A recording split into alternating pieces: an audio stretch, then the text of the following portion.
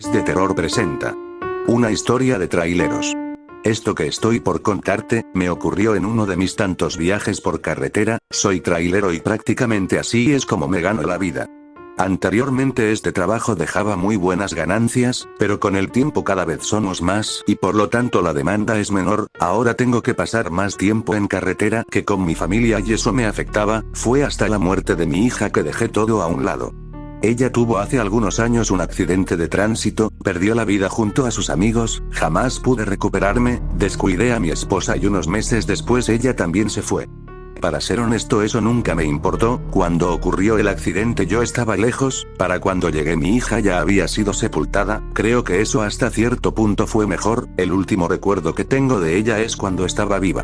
Hoy en día pienso abandonar este trabajo y dedicarme a otra cosa. No me siento cansado ni capacitado para hacer algo más, pero viví una experiencia que hasta ahora no la he podido sacar de mi cabeza, y es por eso que decidí contarte.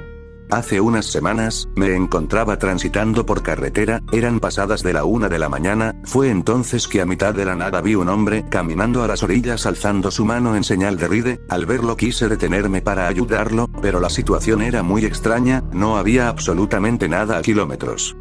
Tal vez quiere robarme, pensé. Seguí de largo y luego de un rato llegué a un área de descanso, descansé un rato y fumé un cigarro. Había 2 traileros más en el lugar, me acerqué para ver si estaban ahí, pero no había nadie, posiblemente dormían en el camarote de sus unidades. Al regresar pude notar que alguien rondaba mi tráiler, me acerqué poco a poco hasta que sorprendí a un hombre joven bien parecido que al parecer buscaba algo. ¿Se te perdió algo?, pregunté con tono desafiante.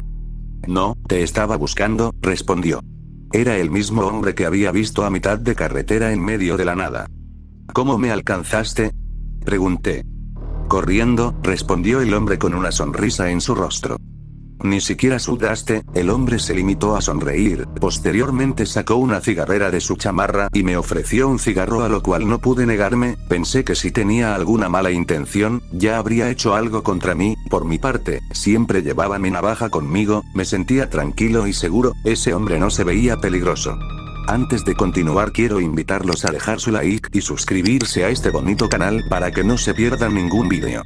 Luego de conversar un rato, no podía evitar ponerle atención. Tenía una habilidad para hablar que no había visto antes. Siempre me consideré una persona seca, de pocas palabras y también de pocos amigos, pero este hombre había logrado hacerme hablar y sentir la necesidad de seguir escuchando sus historias.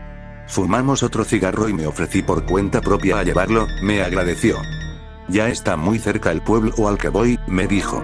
Subimos al tráiler y comencé a conducir. Conforme avanzaba me fui percatando que ese hombre despedía un olor muy extraño, un olor fuerte, que no había olido antes.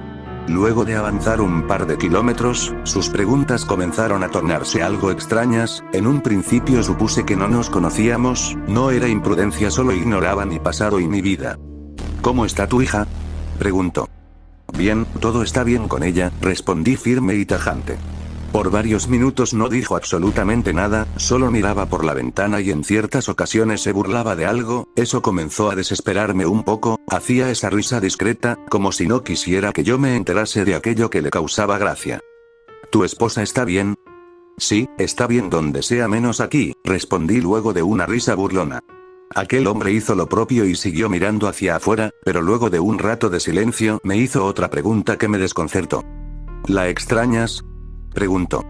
¿Extrañar a quién? Tu hija, que si extrañas a tu hija. En ese momento me puse muy nervioso, por algún motivo sentía intimidación, tal vez miedo ante la presencia de ese tipo que a simple vista pareciera un hombre amable y agradable, pero de pronto su mirada se tornaba extraña, ni siquiera podía mirarle a los ojos por más de 2 segundos. Antes de poder responder esa última pregunta, él hizo otra cuestión. ¿Sigues soñando con la muerte?, preguntó. En ese momento supe que algo andaba mal, llevaba días soñando con ese accidente, soñaba a mi hija muerta, que no podía ayudarla, pero él no podía saberlo. Antes de responderle, comenzó a carcajearse de una forma aberrante. ¿Te estás burlando?, pregunté furioso ante la situación mientras lo miraba.